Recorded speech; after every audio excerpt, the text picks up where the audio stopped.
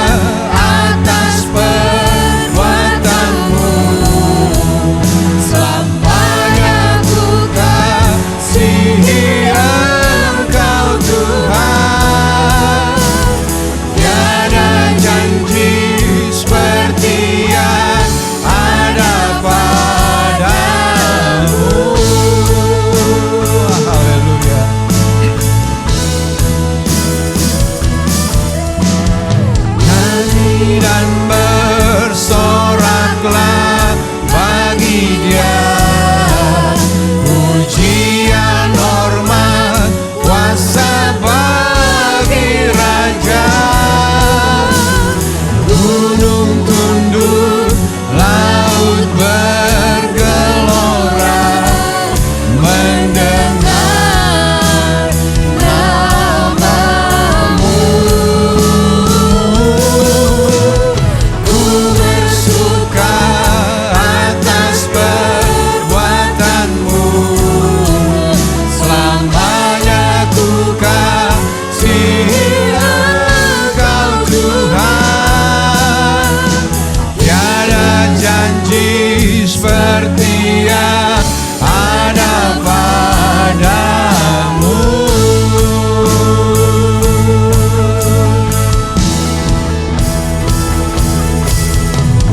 Nyanyi dan bersoraklah bagi Dia. Pujian, hormat, kuasa bagi Raja. Gunung tunduk, laut bergelora mendengar namamu. Ku bersuka atas perbuatanmu, selamanya ku kasihi Engkau Tuhan. Tiada janji seperti yang ada padamu. Haleluya. Nyanyi dan bersoraklah Bagi Dia. Pujian, hormat, kuasa bagi Raja. Gunung tunduk, laut bergelora mendengar namamu. Ku bersuka atas perbuatanmu, selamanya ku kasihi Engkau Tuhan. Tiada janji seperti yang ada padamu. Haleluya. Nyanyi dan bersoraklah bagi Dia. Pujian, hormat, kuasa bagi Raja. Gunung tunduk, laut bergelora mendengar namamu. Ku bersuka atas perbuatanmu, selamanya ku kasihi Engkau Tuhan. Tiada janji seperti yang ada padamu. Tiada janji seperti yang ada padamu. Tiada janji seperti yang ada padamu. Haleluya. Saya undang Ibu Gembala untuk maju ke depan.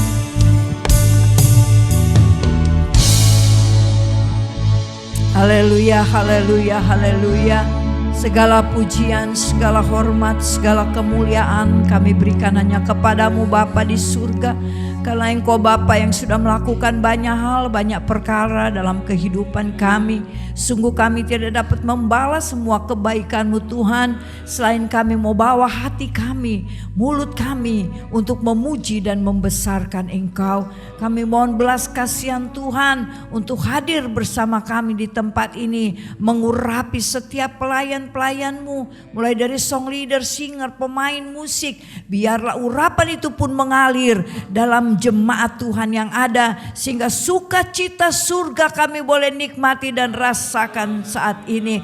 Kami percaya kalau Engkau ada bersama kami, maka ada kebebasan di dalamnya, dan kami dapat bersorak-sorai karena kemenangan demi kemenangan Tuhan sudah berikan kepada kami sampai hari ini. Terima kasih Bapa, kami menyerahkan ibadah ini dari permulaan, pertengahan sampai pada akhirnya ke dalam tangan kasih Tuhan. Kau tolong juga urapi buat tamborin Tuhan, pakai mereka Tuhan untuk menjadi alat untuk kemuliaan bagi nama Tuhan. Dalam nama Tuhan Yesus Kristus kami sudah berdoa. Haleluya. Amin. Selamat pagi, silakan duduk Bapak Ibu sekalian. Selamat beribadah pagi hari ini, luar biasa ya. Kita bisa bertemu dengan di dalam kemurahan Tuhan. Kita mau angkat satu pujian, saudara bisa, karena saya tahu kita beragam usia, mau duduk, mau berdiri, tidak apa-apa. Kalau saudara tidak kuat berdiri, tidak perlu duduk saudara. Tapi kalau tidak duduk, gak apa-apa ya. Kita mau bangkit berdiri, kita mau angkat pujian, Aku Jalan Kebenaran dan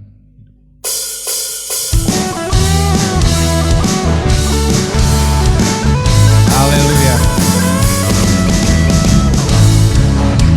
Kebenaran dan jalan kehidupan itu yang Yesus katakan. Amin. Aku percaya, amin. Di dalam namanya ada keselamatan kekal. Haleluya. Ku jalan kebenaran dan jalan kehidupan itu yang Yesus katakan. Aku percaya, amin.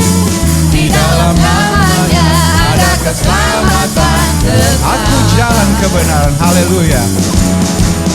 Ku jalan kebenaran dan jalan kehidupan itu yang Yesus katakan. Aku percaya, amin. Di dalam namanya ada keselamatan kekal. Glory, haleluya.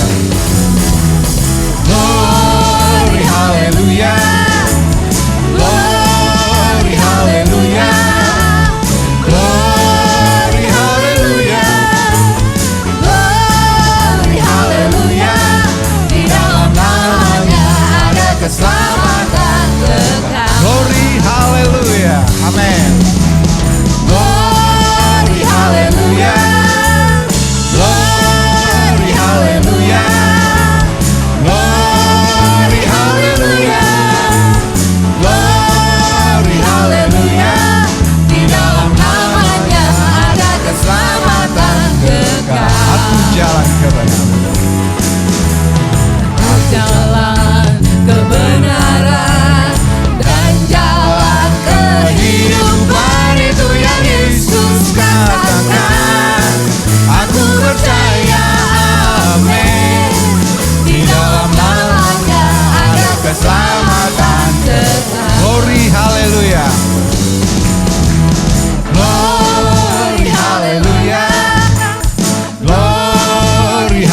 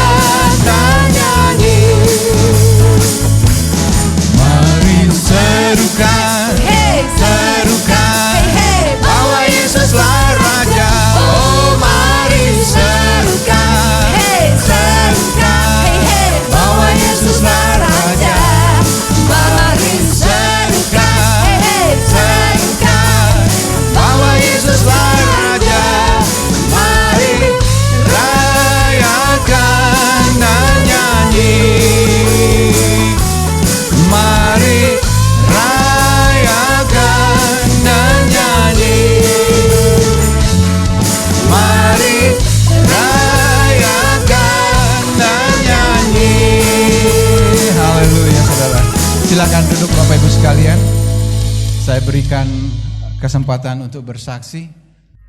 Kita angkat nyanyi Glory, Glory, Haleluya. Ketika lagu ini dinyanyikan, ini lagu tentang kemenangan. Saudara boleh selipkan permohonan saudara. Apapun persoalan saudara. Ketika ada orang tua kita yang bermasalah, ada yang sakit, selipkan itu. Ada kemenangan di situ. Di setiap persoalan saudara harus selipkan pujian itu. Permohonan itu. Ada kemenangan yang Tuhan akan berikan. Kita bangkit berdiri. Haleluya.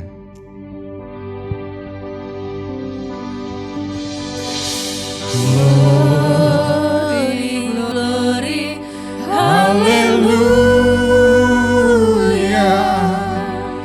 Glory, glory, haleluya. Glory, glory, haleluya. Haleluya. Puji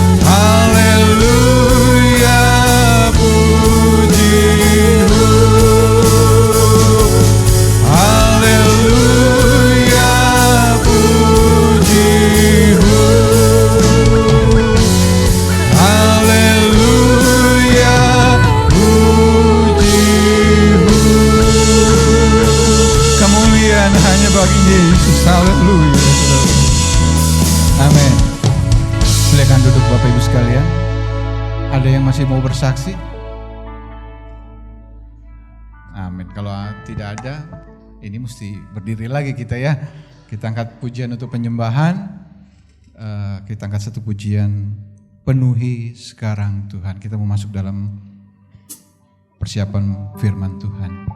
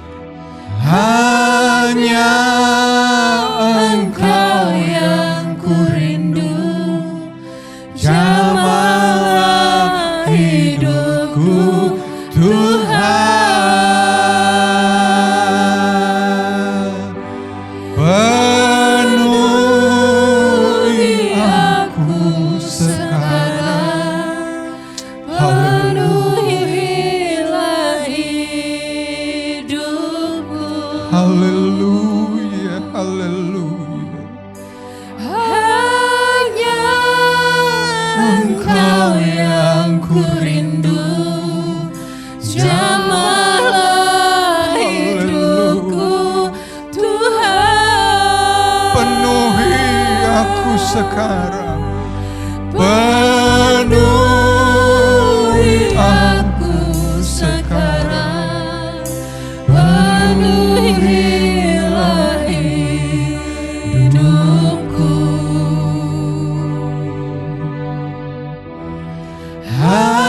Hanya Engkau yang ku rindu, jamahlah hidupku Tuhan.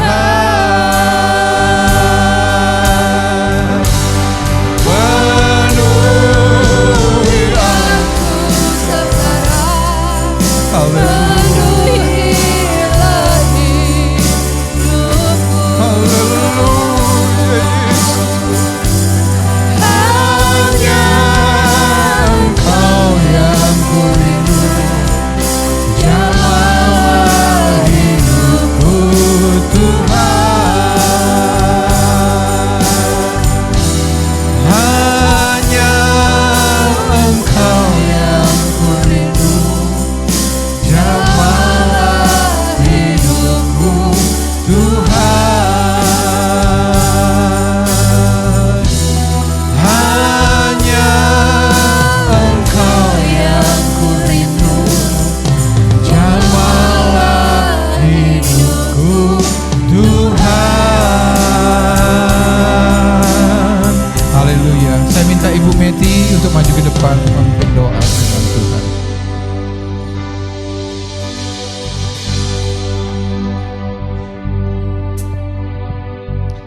Haleluya, benar Bapak. Penuhi hati kami Tuhan, penuhi hati kami, karena hanya Engkau yang kami rindukan Tuhan. Kami ada sampai saat ini Tuhan, itu semua karena anugerah-Mu. Kami bersyukur Tuhan, masih diberi kesempatan untuk kami boleh datang berkumpul di rumah-Mu yang kudus, untuk kami boleh memuji dan memuliakan Engkau. Terlebih kami rindu Tuhan untuk mendengarkan firman-Mu.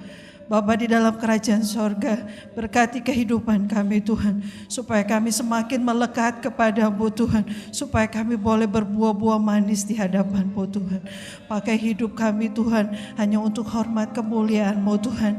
Biar kami tetap berglori di dalam Engkau Tuhan, kami tetap mengucap syukur di dalam Engkau Tuhan. Kami belajar Tuhan, pada saat kami menghadapi masalah, kami tahu Tuhan, kami hanya mau datang kepada-Mu Tuhan. Kami mau mencurahkan isi hati kami kepada-Mu Tuhan. Sebab Engkaulah yang menjadi jawaban atas setiap doa-doa kami Tuhan. Terima kasih Tuhan, biarlah kiranya Engkau senantiasa mau berkarya di dalam kehidupan kami Tuhan. Pakai hidup kami Tuhan, untuk menghormat dan kemuliaan-Mu saja Tuhan. Terima kasih Bapa buat karya-Mu Tuhan dalam hidup kami. Kami tahu semua yang baik dalam hidup kami Tuhan, itu semua datangnya dari Tuhan. Dan ajari kami Tuhan untuk kami tahu bersyukur, berterima kasih Tuhan di dalam setiap musim kehidupan kami Tuhan. Terima kasih Tuhan, kami bangga punya Allah yang dahsyat dan luar biasa seperti Engkau Tuhan. Biarlah kiranya Engkau tambah-tambahkan iman percaya kami kepada-Mu Tuhan, supaya kami boleh melakukan apa yang berkenan di hadapan-Mu Tuhan. Tegur kami Tuhan apabila kami lalai di dalam Engkau Tuhan. Terima kasih Bapa. Kami berdoa Tuhan buat hamba-Mu yang sudah memimpin kami dengan puji-pujian Tuhan. Engkau berkati kehidupannya Tuhan. Engkau berkati pekerjaannya, dalam kehidupan keluarganya, terlebih Tuhan dalam pelayanannya Tuhan. Engkau berkati Tuhan. Biarlah kiranya Engkau tambah-tambahkan hikmat marifat daripada-Mu Tuhan, agar dia boleh melayani Engkau lebih sungguh lagi Tuhan. Terima kasih Tuhan juga semua yang ambil bagian dalam pelayanan pagi ini Tuhan. Engkau berkati mereka satu persatu Tuhan, di dalam nama Tuhan Yesus. Bapa di dalam kerajaan sorga, saatnya kami akan menerima kebenaran firman-Mu. Biarlah kiranya Engkau berkati Tuhan hamba-Mu yang akan menyampaikan firman-Mu. Biarlah setiap kata, setiap kalimat yang keluar dari bibir mulutnya Tuhan, itu semua datangnya dari Tuhan. Dan kami umat-Mu yang mendengarnya Tuhan, kami diberkati Tuhan. Terima kasih Tuhan, saatnya kami akan duduk diam, kami akan fokus menerima kebenaran firman-Mu Tuhan. Di dalam nama Tuhan Yesus Kristus, kami menerima firman-Mu di dalam nama Tuhan Yesus Kristus. Haleluya. Amin. Haleluya. Puji Tuhan. Haleluya. Haleluya, puji Tuhan. Penuh syukur pada Tuhan, kembali saya masih diberikan kesempatan untuk hari ini boleh menyampaikan firman Tuhan. Saya harap saudara tidak bosan ya melihat wajah saya. Baik, Bapak Ibu Saudara, jangan ditampilkan dulu slide-nya.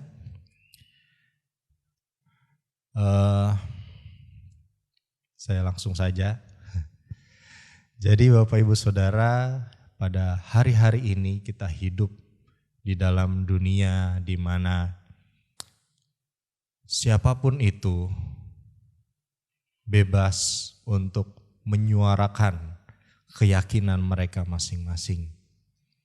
Kita hidup di mana orang tidak lagi perlu merasa takut atau minder dengan keyakinan mereka masing-masing. Tentu orang percaya mereka juga akan menyuarakan keyakinan mereka tentang kebenaran. Dan banyak jiwa-jiwa akan diselamatkan. Akan tetapi sebaliknya, orang yang tidak percaya Tuhan, mereka juga akan menyuarakan keyakinan mereka. Mungkin dari hal yang biasa sampai hal yang aneh-aneh. Keyakinan orang zaman sekarang ya Bapak Ibu Saudara. Mungkin keyakinannya berbeda-beda. Dan itu juga akan menarik orang-orang kepada jalan yang sesat. Kita tidak bisa tutup mata dengan hal ini. Betul? Saat ini Antikristus sedang bekerja dengan luar biasa. Kalau zaman dulu kita mungkin nggak pernah dengar ya Antikristus atau gereja setan itu mungkin nggak ada di Bogor. Tapi sekarang Bapak Ibu Saudara sudah terpampang nyata. Dan mereka sudah tidak malu-malu lagi menyertakan nama setan itu di dalam gereja. Atau saya mengambil Bapak Ibu Saudara, saya membaca artikel tentang Satanic Temple. Mungkin ada yang pernah dengar, Satanic Temple. Nah ini bukan gereja setan, tetapi dia menggunakan nama Satanic Temple. Yang menarik di sini adalah apa yang mereka yakini, apa yang mereka tawarkan kepada pengikut-pengikutnya, itu terdengar sangat baik. Dari semua yang saya baca, saya bisa merangkum beberapa hal. Yang pertama, mereka itu menjunjung tinggi nilai kemanusiaan. Mereka menjunjung tinggi nilai kemanusiaan. Artinya begini Bapak Ibu Saudara, jika ada Bapak Ibu yang belum bekerja, kita akan carikan pekerjaan. Kemanusiaan sangat bahu-membahu. Sangat saling tolong-menolong. Jika ada yang kurangan dana, kami akan bantu. Jika ada yang pengen apa, kami akan usahakan. Kemanusiaannya sangat tinggi. Lalu mereka juga menanamkan rasa percaya diri yang tinggi bagi setiap pengikut mereka.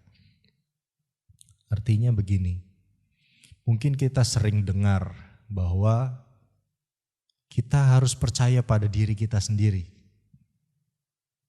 Pernah dengar Bapak Ibu? Mungkin di sekolah kita dengar. Karena di sekolah biasanya tidak membawa agama ya. Mana mungkin di sekolah bilang percaya pada Yesus gitu. Biasanya sekolah itu universal.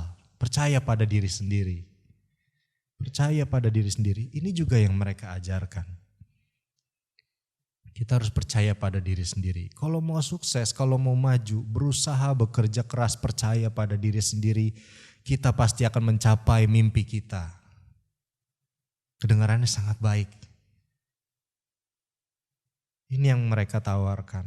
Lalu berikutnya, mereka ini punya misi untuk berkontribusi bagi dunia. Mereka gak mau jadi itu aja. Mereka harus berkontribusi bagi dunia. Mereka harus berbuat sesuatu bagi dunia. Ada dampak yang mereka hasilkan bagi dunia. Dampak positif. Saudara, kalau kita baca ini, wow, ini hal yang luar biasa. Baik, terdengar sangat baik. Mungkin gereja juga melakukan hal yang serupa. Tetapi ada perbedaan antara gereja dengan roh antikris ini. Perbedaannya adalah gereja melakukan semuanya didasari dengan hubungan yang erat dengan Yesus Kristus. Ini yang tidak mereka punya. Ini yang tidak ada dalam kehidupan mereka. Dan mereka berusaha untuk menghilangkan Yesus Kristus. Saya mau katakan bahwa setan itu tidak anti dengan perbuatan baik. Saudara, setan itu tidak anti dengan perbuatan baik. Tapi setan anti pada Yesus Kristus. Karena itu disebut namanya antikristus. Mereka tidak menentang perbuatan baik, mereka tidak menentang hal-hal yang baik bagi dunia, tapi mereka menentang Yesus. Ini roh-roh ini yang ada saat-saat ini, Bapak Ibu Saudara. Jadi jangan sampai kita terlena, karena mereka akan bekerja dengan luar biasa. Mereka akan menghilangkan Yesus itu dari dalam kehidupan kita. Mereka akan mengajarkan, saya nggak tahu Bapak Ibu Saudara, tapi saat-saat ini roh antikristus itu sudah mulai nyata dan mereka tidak malu-malu lagi dan mereka punya kuasa yang besar. Jadi mungkin Bapak Ibu Saudara pernah mendengar ada konser-konser anak muda, artis-artis luar negeri. Mereka tidak malu-malu lagi mempertontonkan bagaimana mereka menyembah iblis atau menyembah setan di dalam konser, Bapak Ibu Saudara. Dan yang menonton konser itu banyak sekali, ratusan ribu orang mungkin. Ada banyak deretan nama artis papan atas, saudara, yang melakukan itu. Dan itu tidak malu-malu lagi. Saya mengatakan ini bukan buat menakut-nakuti Bapak Ibu Saudara, tapi menjadi suatu peringatan bagi kita. Hati-hati, jangan sampai kita kehilangan Yesus. Jangan sampai karena kita asik-asik melihat, mungkin kita punya public figure favorit kita. Mungkin dia dari agama seberang. Dan kita melihat, wah dia kayaknya hidupnya happy ya. Hidupnya happy. Oh karena dia berbuat baik, jadi hidupnya happy. Jadilah kita berbuat baik. Bagus nggak berbuat baik? Bagus. Tetapi jadi nggak bagus kalau nggak ada Yesus. Bapak Ibu Saudara, jangan lupakan Yesus. Pada hari ini saya akan berkhotbah dengan judul terhubung dengan Yesus.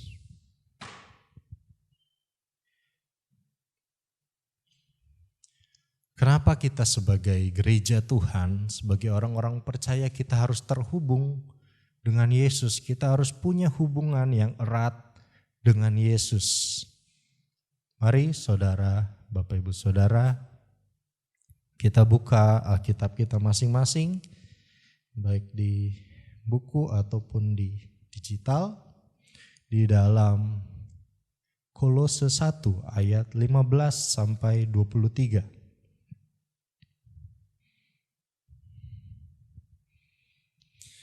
Kolose 1 ayat 15 sampai ayatnya yang ke-23. Sudah dapat? Puji Tuhan. Saya akan bacakan untuk kita semua dan saya minta Bapak Ibu Saudara untuk menyimaknya baik-baik. Ayat ke-15. Perikopnya adalah keutamaan Kristus. Kristus ini yang dimaksud adalah Yesus Kristus. Ayat 15. Ia adalah gambar Allah yang tidak kelihatan, yang sulung, lebih utama dari segala yang diciptakan. Ini berbicara tentang Yesus Kristus, Bapak Ibu Saudara. Karena di dalam Dialah, di dalam Yesus Kristuslah telah diciptakan segala sesuatu yang ada di sorga dan yang ada di bumi, yang kelihatan dan yang tidak kelihatan, baik singgasana maupun kerajaan, baik pemerintah maupun penguasa. Segala sesuatu diciptakan oleh Dia dan untuk Dia. Ia ada terlebih dahulu dari segala sesuatu, dan segala sesuatu ada di dalam Dia. Ialah kepala tubuh, yaitu jemaat. Ialah yang sulung, yang pertama bangkit dari antara orang mati, sehingga Ia yang lebih utama dalam segala sesuatu. Karena seluruh kepenuhan Allah berkenan diam di dalam Dia, di dalam Yesus Kristus. Dan oleh Dialah Ia memperdamaikan segala sesuatu dengan dirinya, baik yang ada di bumi maupun yang ada di sorga. Sesudah Ia mengadakan pendamaian oleh darah salib Kristus. Juga kamu yang dahulu hidup jauh dari Allah dan yang memusuhinya dalam hati dan pikiran seperti yang nyata dari perbuatanmu yang jahat, sekarang diperdamaikannya di dalam tubuh jasmani Kristus oleh kematiannya, untuk menempatkan kamu kudus dan tak bercela dan tak bercacat di hadapannya. Ayat 23. Sebab itu kamu harus bertekun dalam iman, tetap teguh dan tidak bergoncang, dan jangan mau digeser dari pengharapan Injil yang telah kamu dengar dan yang telah dikabarkan di seluruh alam di bawah langit, dan yang aku ini Paulus telah menjadi pelayannya. Amin. Bapak Ibu Saudara, kalau kita membaca firman ini dengan perlahan, kita akan mengetahui, kita akan kenal siapa itu Yesus Kristus yang kita sembah. Ia adalah gambar Allah yang tidak kelihatan. Allah tidak kelihatan dan diwujudkan di dalam Yesus Kristus. Dan Dia bukan seperti kita manusia, Dia ada sebelum segala sesuatu diciptakan. Dan segala sesuatu yang diciptakan baik di bumi maupun di sorga, semuanya diciptakan oleh Dia dan untuk Dia. Saudara bisa bayangkan ya, ini peran Yesus Kristus sesungguhnya. Jangan mau digoncangkan oleh apa yang ditawarkan dunia ini. Segala sesuatu diciptakan oleh Dia dan untuk Dia. Oleh Yesus dan untuk Yesus. Bahkan dikatakan seluruh kepenuhan Allah berkenan tinggal di dalam Yesus Kristus. Seluruh kepenuhan Allah, Bapak Ibu Saudara, berkenan tinggal di dalam Yesus Kristus. Kita lihat Bapak Ibu Saudara, tentu kita pengen masuk surga. Ya bukan? Semuanya pengen masuk surga. Bagaimana kita mau masuk surga kalau kita gak ada hubungan sama yang punya surga? Kita harus punya hubungan terhadap Yesus Kristus. Hubungan yang ini yang mau dihapuskan oleh antikristus. Hubungan ini yang mau dihapuskan, yang mau dilupakan. Jangan lupakan hubungan ini. Kita harus tetap terhubung dengan Yesus Kristus. Mustahil kita bisa masuk surga tapi kita gak ada kenalan sama yang punya surga. Mustahil kita bisa melihat mujizat atau kuasa Allah dinyatakan dalam kehidupan kita kalau kita nggak kenal sama yang punya kuasa. Gitu ya, benar ya? Atau ada yang bisa masuk surga tanpa kenal siapa-siapa. Dari surga bingung ngapain. Ya, karena semua makhluk di surga mereka menyembah Yesus Kristus. Bapak Ibu Saudara, ingatlah akan hal ini bahwa saya telah mengatakannya bagi saudara. Semua makhluk di surga mereka akan menyembah Yesus Kristus. Seluruh penuhan Allah ada di dalam Yesus Kristus. Kalau kita baca firman Tuhan, semuanya menceritakan tentang Yesus Kristus. Kalau Opa Mande katakan, sekali Yesus tetap Yesus. Amin. Yesus adalah jalan, kebenaran, dan kehidupan. Pujian tadi katakan demikian. Semuanya berbicara tentang Dia.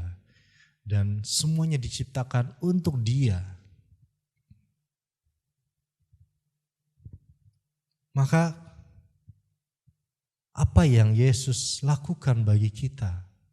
Yesus membuka jalan supaya hubungan itu terjadi antara manusia yang berdosa dengan Allah yang kudus. Kita baru-baru ini belajar tentang tingkatan keselamatan itu. Kita dikuduskan, diangkat menjadi anak. Itu adalah pekerjaan Yesus di atas kayu salib. Dia membuka jalan supaya hubungan itu tercipta. Nah, bagaimana kita meresponi jalan yang dibuka oleh Tuhan itu? Apakah kita menganggap sepi kemurahan Tuhan atau kita meresponi jalan yang telah Tuhan buka bagi kita? Dalam firman Tuhan ada tirai yang terbelah. Artinya setiap orang bisa masuk ke ruang maha suci. Mungkin beberapa minggu yang lalu kita telah mendengar Bapak Gembala sampaikan bahwa yang bisa masuk ke ruang maha suci itu hanyalah imam. Itu juga gak semua imam bisa lolos Bapak Ibu Saudara. Ada juga beberapa yang meninggal di dalam karena kurang suci mungkin. Atau punya motivasi yang salah, hati yang tidak benar. Tapi Tuhan telah membelah tirai tersebut supaya kita punya jalan berhubungan dengan Tuhan. Hubungan yang erat Bapak Ibu Saudara itu diukur dari seberapa jauh kita mengenal. Seberapa jauh kita saling mengenal. Saling mengenal artinya saya mengenal Tuhan, mengenal Yesus. Demikian juga Yesus harus kenal saya. Ya bukan? Kalau tidak, berarti bukan saling mengenal. Misalkan ada sebuah percakapan antara customer dengan penjual galon. Bapak Ibu Saudara mungkin ada yang punya nomor telepon penjual galon ya. Ada penjual galon, nah biasanya kita WA-WA-an supaya pesen galon gitu. Mungkin pertama kali kita menghubungi tukang galon, kita bilang, "Mas, di sini jual galon ya? Saya beli ya 2, diantar ke alamatnya sekian-sekian." Tukang galon langsung bilang, "Oh iya benar, ini tukang galon. Oh yang pagarnya warna apa ya?" Bilang gitu. "Pagarnya warna apa ya?" "Oh warna merah." Oh ada percakapan ya, panjang. Untuk pertama kali mereka saling berkontak. Beberapa minggu lagi orangnya pesan lagi. "Mas pesan galon ya 2. Terus dijawab sama tukang galon, "Baik, silakan tunggu, saya akan antar." pesan lagi beberapa minggu sudahnya. Mas, galon ya 2. Oke, gitu. Berapa minggunya pesan lagi? Galon 2. Baliknya, oka. Berapa minggunya lagi? 2. Jawabnya jempol doang. Berapa minggunya lagi? Bapak Ibu Saudara, udah. Mas biasa gitu. Oke, gitu. Udah makin lama makin erat saudara. Lama-lama bukan si customernya yang menghubungi, tapi tukang galon ya. Tanggal segini biasanya galon habis nih. Saudara tahu ya bahwa semakin lama bukan cuma si pelanggan yang kenal sama tukang galon. Tukang galonnya juga jadi kenal sama pelanggan. Tanggal segini biasanya galon habis nih. Kok nggak dipesan-pesan? Kita tahu bahwa dalam kehidupan kita, kalau kita mengenal Tuhan, demikian juga Tuhan harus kenal kita. Karena kalau cuma satu arah, itu namanya bukan mengenal, tapi cuma tahu. Seperti saya dengan Bapak Presiden misalkan. Saya tahu Bapak Jokowi. Saya kenal dia dari media, tapi dia gak kenal saya. Dia gak kenal saya. Kalau misalkan saya nyamperin ke Istana Negara Bapak Ibu Saudara, kira-kira saya akan dihentikan atau enggak? Saya nyelonong aja gitu masuk ke rumahnya. Saya akan dihentikan atau enggak kira-kira? Dihentikan. Pasti ada penjaganya, pintu. Mau ngapain nih? Mau ngapain? Saya mau ketemu Pak Presiden Jokowi. Udah tahu nama kan? Pak Presiden Jokowi. Ngapain? Mau ngapain gitu? Saya kenal sama beliau. Udah deh, saya kenal. Kira-kira saya bakal dikasih lewat gak? Enggak ya. Padahal saya udah bilang saya kenal. Kenapa saya gak dikasih lewat? Lain cerita. Kalau misalkan Bapak Jokowi lihat dari jendela. Wah si David. Dia turun ke depan gerbang. Udah biarin. Kenalan saya itu. Itu baru saling mengenal Bapak Ibu Saudara. Kalau saya hanya ngaku-ngaku saya kenal. Gak bisa masuk saya, tetap diusir. Sama dengan hubungan kita dengan Tuhan. Kita harus saling mengenal antara kita dengan Tuhan dan Tuhan juga harus mengenal kita, bukan? Mungkin cara kita mengenal Tuhan kita mungkin sudah hafal semua. Baca firman Tuhan, berdoa. Itu cara kita mengenal Tuhan. Lalu bagaimana Tuhan bisa mengenal kita? Dari mana kita tahu Tuhan itu mengenal kita?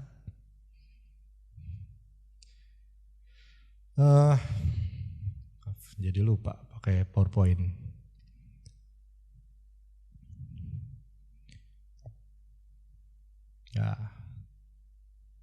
Ya,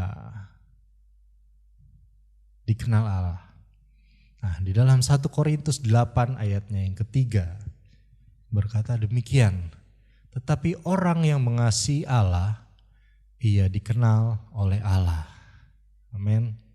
Syaratnya untuk dikenal oleh Allah itu kita harus mengasihi Dia. Di Yohanes kita mungkin sering membaca bahwa barang siapa mengasihi aku, ia akan menuruti segala perintahku. Lalu di dalam Galatia 4 ayat ke-9 katakan demikian. Tetapi sekarang sesudah kamu mengenal Allah, atau lebih baik sesudah kamu dikenal Allah, bagaimanakah kamu berbalik lagi kepada roh-roh dunia yang lemah dan miskin dan mau mulai memperhambakan diri lagi kepadanya? Dalam Galatia Paulus katakan bahwa sesudah kamu mengenal Allah, atau lebih baik lagi kalau kamu udah dikenal Allah. Luar biasa Bapak Ibu Saudara kalau kita sudah dikenal Allah. Contohnya dalam Alkitab siapa Bapak Ibu Saudara? Yang kita sering mendengar ya tentang kisah Abraham. Bagaimana Abraham itu orang yang berkenan juga di hati Allah. Dan ia bukan hanya mengenal Tuhan, dia juga dikenal oleh Tuhan. Apa buktinya? Ketika Tuhan mau membumi hanguskan Sodom dan Gomora, yang Tuhan ingat siapa? Wah, ada saudaranya Abraham di situ. Bilang dulu ke Abraham. Ini adalah hubungan yang erat. Luar biasa Bapak Ibu Saudara kalau kita bisa mencapai hubungan seperti ini. Sebelum Tuhan menghanguskan Sodom dan Gomora, dia ingat akan Abraham yang punya saudara di sana. Akhirnya terjadilah tawar-menawar. Tuhan beritahu dulu, Abraham, saya akan menghanguskan Sodom dan Gomora. Lalu tawar-menawar, bagaimana kalau ada 50 orang di sana, 50 orang benar sana. Terus 30, 10. Akhirnya Sodom dan Gomora harus dihanguskan. Tapi intinya adalah bagaimana Tuhan ingat Abraham, Tuhan kenal Abraham. Bukan cuma Abraham kenal Tuhan. Abraham kenal Tuhan, ya tidak heran saudara. Karena Tuhan itu firman Tuhan Allah, firman Tuhan katakan bahwa segala karakteristik Allah itu nampak pada ciptaannya. Jadi kalau kita melihat hal-hal yang luar biasa dari ciptaan Tuhan, kita tahu bahwa Allah kita itu luar biasa. Kita kenal Allah kita mungkin hanya dengan melihat ke langit. Langit itu ujungnya di mana ya? Gak ada ujungnya, berarti Allah kita gak terbatas. Mudah. Kita baca firman Tuhan, wah ini hikmatnya luar biasa ini. Berarti Allah kita itu penuh dengan hikmat, tidak tercapai dengan pikiran kita. Sangat mudah mengenal Allah dari segala ciptaannya. Tetapi untuk Allah mengenal kita, butuh hubungan antara kita dengan Allah. Hubungan yang erat antara kita dengan Allah. Lalu dalam Mazmur pasal 1 ayatnya yang ke-6 katakan, sebab Tuhan mengenal jalan orang benar, tetapi jalan orang fasik menuju kebinasaan. Puji Tuhan, Tuhan mengenal setiap jalan orang benar. Lalu pertanyaannya, bagaimana dengan kehidupan kita saat-saat ini? Apakah kita punya hubungan yang erat dengan Tuhan? Apakah hubungan kita biasa-biasa saja? Atau mungkin kita jauh dengan Tuhan? Tetapi ada hal-hal yang kita ingin doakan. Ada hal-hal yang kita gumuli. Tetapi hubungan kita dengan Yesus itu jauh. Maka kita mulai berputus asa. Bagaimana Tuhan? Saya jarang berdoa, saya jarang baca firman Tuhan. Tetapi ada hal yang saya gumuli nih saat ini. Ada hal yang saya gumuli saat ini. Lalu kita mulai lemah. Saya mengajak kita membaca firman Tuhan tentang perempuan Kanaan. Di dalam Matius 15 ayat ke-21. Mungkin kita sering membaca firman Tuhan ini, tapi tidak mengapa Bapak Ibu Saudara, karena firman Tuhan itu baru dan firman Tuhan itu berkuasa dalam kehidupan kita. Matius pasalnya yang ke-15 ayatnya yang ke-21 sampai ke-28. Saya bacakan untuk kita semua dan saya harap kita semua menyimak dengan baik. Perempuan Kanaan yang percaya. Lalu Yesus pergi dari situ dan menyingkir ke daerah Tirus dan Sidon.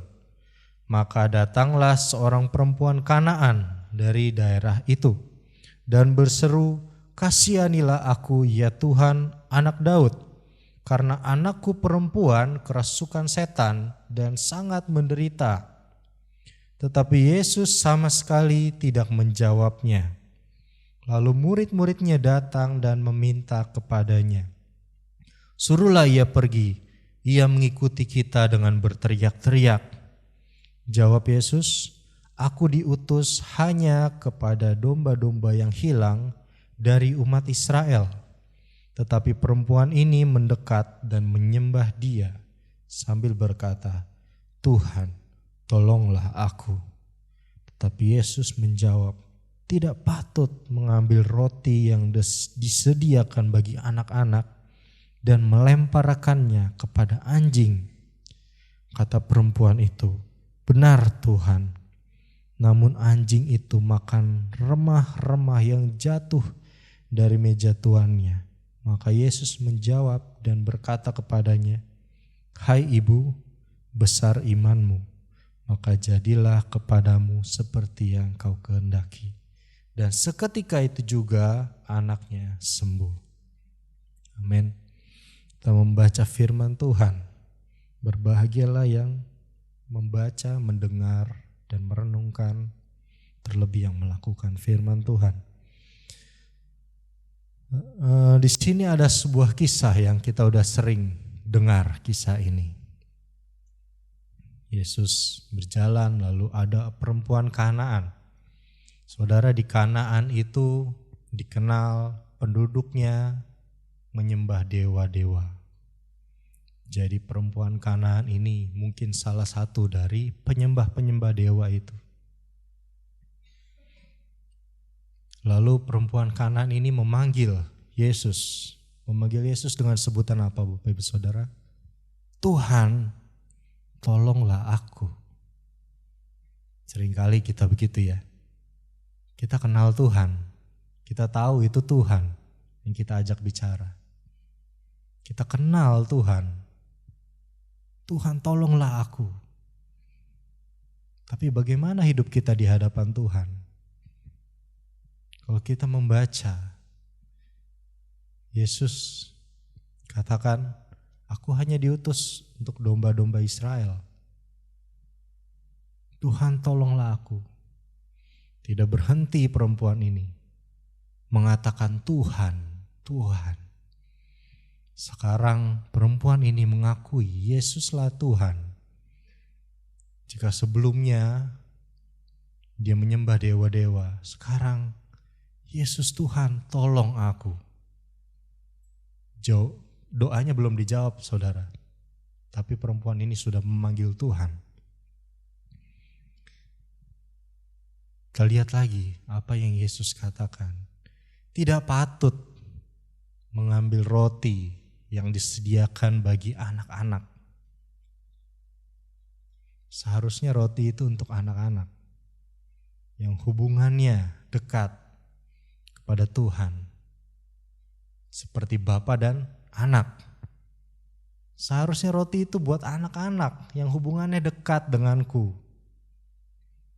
Tetapi kamu nih anjing mau meminta roti itu. Saudara bisa paham bagaimana keadaannya. Hubungan kamu dengan aku tuh apa sih? Seolah-olah Yesus tuh menguji. Kamu gak pernah datang berdoa pada aku. Kamu menyembah dewa-dewa. Hubunganmu tuh apa? Seperti anjing. Bagaimana kalau saudara menjadi seperti perempuan Kanaan itu? Mungkin saudara bingung. Iya juga sih. Saudara berpikir begitu. Aku gak patut minta Tuhan kalau hubunganku saja dengan Tuhan tidak baik. Tapi saudara, menarik di sini bahwa perkataan Yesus, boleh kembali ke slide. Perkataan Yesus menyebut anjing bukan seperti kepada anjing liar, tetapi seperti kepada anjing peliharaan. Anjing peliharaan. Mungkin yang punya anjing peliharaan tahu Betapa anjing peliharaan itu sangat disayang, bukan? Anjing peliharaan itu sangat disayang. Si Bruno, kalau Tante Leli datang aja langsung ekor-ekornya goyang-goyang. Dikasih makan, wah disayang si Bruno. Meskipun agak bau gitu. Tetap disayang Bapak Ibu Saudara. Mungkin yang punya anjing akan tahu betapa anjing itu, anjing rumahan itu disayang. Memang tidak seperti anak-anak tentunya ya. Anjing itu gak bakal disekolahkan sampai kapanpun juga. Tetapi anjing itu disayang, dapat tempat khusus di dalam hati kita. Yesus mengatakan tidak patut mengambil roti buat anak-anak, menyerahkannya kepada anjing peliharaan. Artinya apa? Yesus membuka kesempatan. Yesus membuka kesempatan untuk ibu ini menerima remah-remah roti itu. Yesus membuka kesempatan untuk ibu ini menerima kuasa Tuhan, melihat kuasa Tuhan dinyatakan dalam kehidupannya. Lalu ibu ini mengambil respon yang benar. Dia katakan, benar Tuhan. Tapi anjing itu akan memakan remah-remah dari roti yang disediakan buat anak-anak. Bapak Ibu Saudara, saya tidak tahu, mungkin ada di sini yang hubungannya dengan Tuhan tidak dekat. Atau mungkin mengalami kesibukan yang luar biasa sehingga kita tidak lagi menjaga hubungan dengan Tuhan itu dengan dekat. Tetapi tidak bisa kita pungkiri juga bahwa dalam kehidupan kita ada pergumulan demi pergumulan yang harus kita selesaikan. Dan kita tidak bisa berjalan sendiri. Kita perlu Tuhan. Apa yang harus kita lakukan? Berseru kepada Yesus. Amin. Kita harus terus berseru kepada Yesus. Saudara, ketika perempuan ini berkata, Tuhan tolonglah saya. Saat itu juga terbangun hubungan dengan Tuhan. Saat itu juga terbangun terhubung antara perempuan Samaria ini dengan Tuhan. Saat itu juga kuasa Tuhan mengalir dalam kehidupan kita. Saya tidak bisa membayangkan bagaimana kalau perempuan ini adalah orang yang sangat dekat dengan Tuhan. Mungkin seperti Abraham. Abraham gak minta anak tapi Tuhan janjikan anak, bahkan anak yang keturunannya luar biasa. Keturunan orang percaya. Karena betapa Abraham itu dekat dengan Tuhan. Betapa dia punya hubungan yang dekat. Bukan cuma Abraham kenal Tuhan, tapi Tuhan juga kenal Abraham. Sehingga apa yang Abraham butuhkan, semuanya Tuhan cukupkan. Abraham adalah orang percaya, tapi punya harta yang melimpah. Ini merupakan gambaran orang percaya yang mengalami berkat Tuhan yang limpah. Jangan sampai saudara kita kehilangan hubungan itu dengan Tuhan. Kita harus tetap dekat, kita harus jaga hubungan kita dengan Tuhan. Karena dengan demikian Bapak Ibu Saudara, kita akan melihat kuasa Tuhan terus dinyatakan dalam kehidupan kita. Kesimpulannya, hubungan yang erat dengan Tuhan akan membuat kuasa Tuhan terus dinyatakan dalam kehidupan kita. Karena itu tetaplah terhubung dengan Yesus. Puji Tuhan, saya undang pemain musik maju ke depan.